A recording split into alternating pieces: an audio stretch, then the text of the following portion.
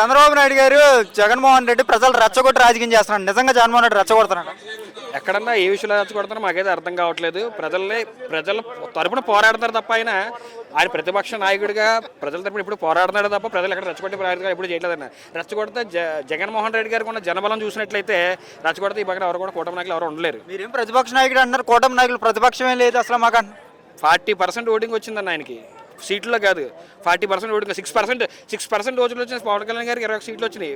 40% వచ్చిన జగన్మోహన్ రెడ్డి గారికి 11 సీట్లు వచ్చినాయి. ఇందులో మనం ఏది నిజం నమ్ముతామన్నా, ఏం జరిగిందంటే పవన్ కళ్యాణ్ గారు తొక్కిపెట్టి నారదేస్తా అంటున్నాడు వైసీపీ. ఆయన్ని కూడా సినిమా డైలాగులు అన్న, తొక్కిపెట్టి నారదేస్తా, మేము అంత చూస్తా, అన్ని సినిమా డైలాగులు. వాస్తవాలకు వస్తే జగన్మోహన్ రెడ్డి గారు అంటే ఏంటో మొత్తం రాష్ట్రమే కాదు పక్క రాష్ట్రాలు కూడా జగన్మోహన్ రెడ్డి గారిని చూస్తున్నాయి ఈరోజు.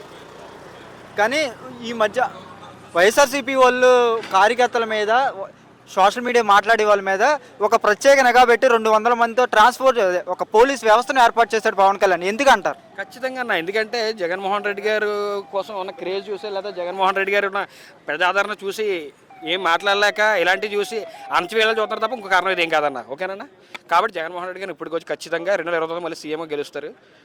ఖచ్చితంగా మా అందరూ ప్రజాదరణ జగన్మోహన్ రెడ్డి ఉంటుందని కోరుకుంటున్నాం.